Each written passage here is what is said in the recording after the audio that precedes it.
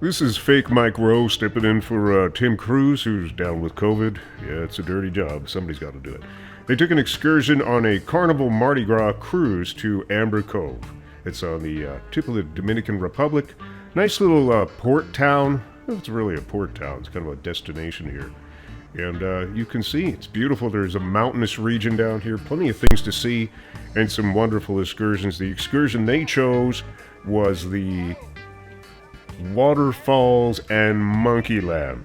That's what they chose here in Amber Cove in the Dominican Republic. So you get to the port and you stand around for a while, look for your group, and then they had a guy called Blondie.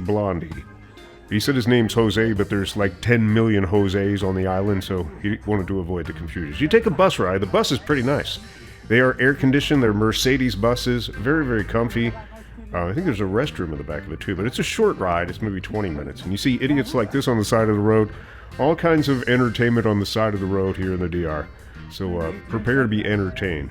It's a nice little, there's like one main road that goes around the outside, the perimeter of the island. It's really cute. You see some of the stuff there. So you'll arrive at the destination. Very, very well done place. Very safe. You get lockers, which I think you had to buy for $5.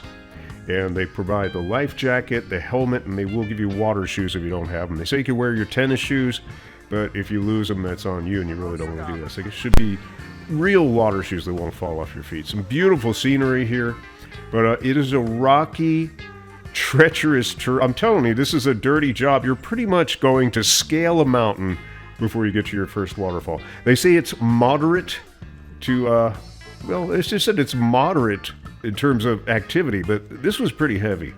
We did have some, a few people who didn't look like they were in their best shape. It looked like everybody made it up, and which only took a couple of breaks too, so it was pretty impressive. People really wanted to get to these waterfalls. It was a hot day. It's probably 85, 90 degrees outside, and the water in the waterfalls about 75 degrees Fahrenheit, so that's nice. It's a really, really nice cooling experience once you hit the water in the first. So it's not cold at all. It's really nice when you get in there. So this is our team. They do take videos and pictures, which you can buy at the end. I think it was either $45 or $55 they told me for the whole photo and video. And you get everyone, like everybody in your team. You get all their pictures. They just load it all in the USB flash drive and give it to you. Which is, it can be a little creepy, but nonetheless it's good to have everything rather than not have it all, you know what I mean? So everybody here is super happy. This is probably a good 15 minutes into the hike up the mountain. There's steps. And then there's a lot of trails, and you have to watch out for the mule dug, which is very, very common. Apparently they parade mules up these things. So watch out for that. They call it Dominican chocolate. So don't step in that because you will smell up your whole adventure. So finally you get to the waterfall. There's these decks, and you're heading down some steps to the first one. I understand some of the waterfalls are closed because a drought situation, but I think we got to go down 7. I believe we didn't miscount them all. And there are platforms where you can actually jump into them, but as far as the Carnival sanctioned tour, no one was allowed to jump off. The guides did jump off to show it could be done, but if you book your own tour, if you're staying in the DR, you can jump in there, but not on this tour. So you get to climb down these, here's the thing too, if you're scared too, there's always a ladder you can climb down and bypass the jumps and the slides or whatever, so that's a good thing too. So you'll walk between these caves, and this is really cool, and sometimes the bottom drops out like here, right from under you, and it gets suddenly deep, so it's a good thing you have your life jackets. You don't have to be a great swimmer because you have a life jacket. You should be pretty comfortable in the water, and most of these people were. Some of the stuff's pretty deep. You can go 10, 15 feet deep in some of these places. What beautiful scenery. I mean, this is something you'd find out of a movie or something, and it's right here for you to experience in living color. Now, the guides are terrific. There's multiples. They will help you down the slides. It looks like you're going to bang yourself up in these rocks, but it really is surprising how much neither of Fresh or Tim or Felicia or any of those people got any bumps or bruises on them during these waterfall slides. And they're pretty slippery, too. It's pretty nice. And on some of these bumpy slides, you'll find out why they give you helmets. Sometimes when you pop up out of the water, if you're a little too close to the wall, you will hit your head on the wall, and the helmet takes that right out. So it's really, really nice that they do provide that level of safety.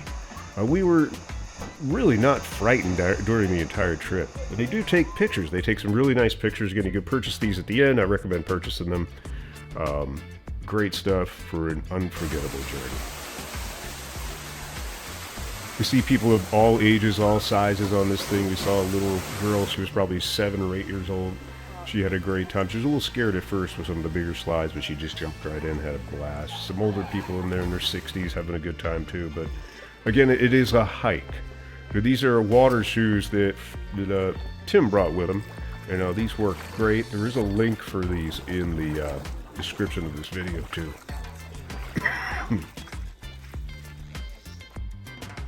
And again, almost some stuff like you see out of movies. So you head back to the bus stop, and it's about maybe not even a 10-minute ride to Monkey Land. In Monkey Land, you think it's a jungle. They're building it as this big thing. You walk through this big tropical paradise, but really, it's a couple of big cages filled with these little squirrel monkeys. But they're adorable, they're a lot of fun, and you do get to interact with them, well, at their choosing. They pretty much put food on your head in the form of sunflower seeds, and the monkeys will sit on your head while they open the seeds and spend a little time with you. But once the food's gone, guess who else is gone? The monkeys are gone. It provides some amazing photo opportunities. They do allow you to bring your camera in here, which is awesome. I've been on a lot of excursions where they tell you no cameras whatsoever, and that's ridiculous. But they'll fly in your face, on your head. I mean, it's anything. They're so light. You think they're heavy, but they're paper light, feather light almost. It's amazing how light these things are. You can have 10 of them on you and not even break a sweat. They're flying all over the place. It's really, really comical to watch. There's a smile on everyone's faces. Everybody loves these. So even people who are a little squeamish, who are totally loving these little things.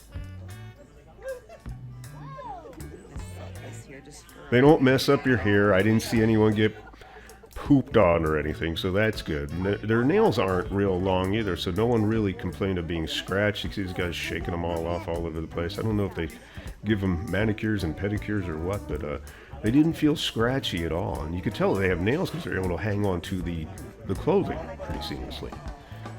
And if you give them enough food, they'll let you pet them if you sit there long enough. But they're on, man. They keep moving with the food. The photographer there is taking a lot of he's in position to take good pictures. Unfortunately, he doesn't really know how to use the camera that well.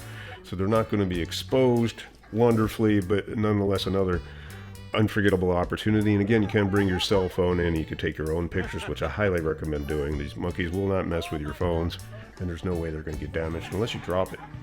They won't destroy your hair, although this one I think was picking cooties out of Felicia hair. I'm not exactly sure what's going on here. But these things are adorable. It's a lot of fun. It's going to provide some lifetime memories. And after the bus takes you back to Amber Cove, you can take some pictures. There's a bar down there, lots of shopping you can do. And there's also, if you want to climb even more steps, there's this bar in the sky on top of yet another mountain. Yeah, as if you weren't done climbing steps, but the views are spectacular on top of this thing. If you came in on a cruise, you'll be able to take some beautiful shots of your ship and the port, and it's definitely worth the climb. They have some appetizers up there, some hot, cold appetizers, also a full bar up there, and a great place to chill out as you end your day at Amber Cove. Here's some of the pictures that Tim and Felicia purchased from their monkey excursion.